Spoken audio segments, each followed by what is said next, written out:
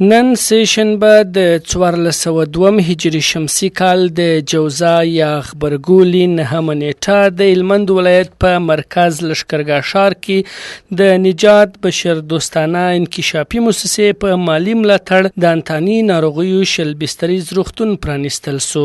د پرانیستي مراسمو کې د هلمند عامه روغتیا رئیس، د روغتیايي ادارو او مؤسساتو استازو او ګڼ شمېر روغتیا پالانو ګډون کړی و. د روغتیا ریاست د مسؤلینو په خبره په دې روغتون کې به د ټولو انتاني ناروغیو تشخیص او درملنه کیږي. د دوی په وینا چې تر ډیرو هلو ځلو او کوښښونو وروسته وتوانېدل چې هلمند کې د انتاني ناروغیو یو بیل روغتون پرانیزي. فوق‌العاده په هلمند کې انتاني ناروغي په څو سبب ډېرې دي. یو دا چې اکثریت انتاني ناروغي لکه شرعي واکسین ته ضرورت لري، زموږ سپینې ساحې ډېرې نو واکسین هم کم نو خصوصا د شرعي مریضي دلته نهایتا زیاتې نو مریضي هم زیاته ده. تقریبا ماشومانو کې ساري ناروغي نهایتا ډېرې زیاتې دي نو ضرورت یې ډېر زیات و.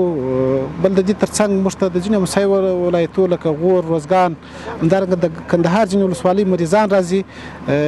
داسې هلمند اوس داسې اوضاع خپل کړې لکه زون نو دغه مریضان دپاره انتاني شفاخانه ډېره ضروري وه او مریضي هم زیاتې دي. د دوی په ټکو چې دا شل بستریز روغتون د هلمند لپاره بسنه نه کوي ځکه هلمند کې انتاني ناروغي زیاتې دي. په وینا یې چې د وخت په تېرېدو سره به د بسترونو شمیر زیات کړي.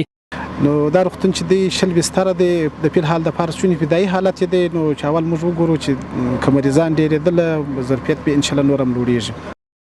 د نجات بشر دوستانه انکشافي موسسې مرکزی دفتر تخنیکی مسؤل د دې موسسې د فعالیتونو، خدماتو، پروژو د تطبیق او هلمند کې د انتاني ناروغیو د روغتون د پرانیستنې په اړه هر اړخیز معلومات وړاندې کړل.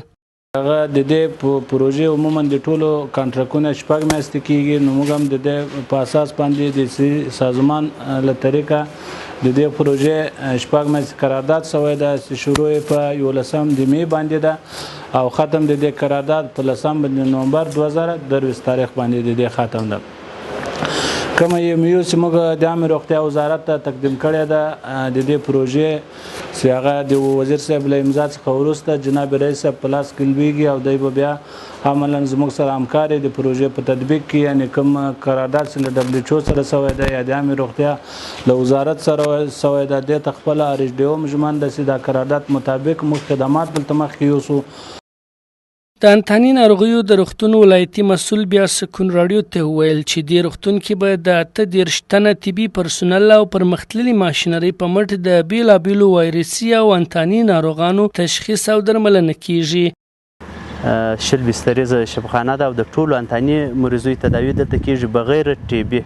نور ټولې انتاني مریضۍ دلته تداوي کیږي چې 38 پرسونل لري چې 38 ټوټل طبي او خدماتي پرسونل ټوټل 38 پرسونل دي.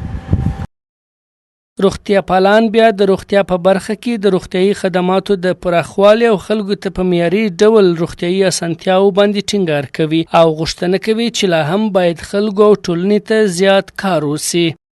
داسې ډېر بسترونه وو چې موږ پر بستر باندې 2 مریضان پرېستلي دي، یعنې پر هر مریضان پر هر بیډ باندې 2 مریضان. نو زموږ سره دا په لوټ کې دا ډېر غټ کومک کوي. زموږ سره په دغه د مریضانو په معالجه کې او د ناروغ په کتلو کې په ویزیټ کې دا یو ډېر غټه لاسته راوړنه ده. د هلمند ولایت یو شمېر اوسیدونکي بیا د انتاني ناروغیو د روغتون په پرانیستنې خوښي څرګندوي او په وینا یې چې روغتیا برخه کې لا ډېر کار کولو ته اړتیا شته او یوازې شل بستریز روغتون ورته بسنه نه کوي. نو که دا نه وای نو موږ به خپل ناروغان یا کابل یا کندهار یا بل منطقې ته وړلی نو دا فعاله شوله موږ دپاره ډېره وسایي شوه. بیا هم غوښتنه دا هم ده د تامین څخه د هغه انجوګانو څخه د هغه کومکي ادارو څخه چې دغه ظرفیت نور هم راته لوړ کړي. زه فکر نه کوم چې دا د دغه شل بستریزه د هلمند لپاره کفایت کوي. هلمند کې داسې مهال د انتاني ناروغیو شل بستریز روغتون پرانیستنه کیږي چې له دې وړاندې هلمند کې د انتاني ناروغیو لپاره مشخص او ځانګړي روغتون شتون نه درلود. حافظ احمد نصرت، سکون راډیو.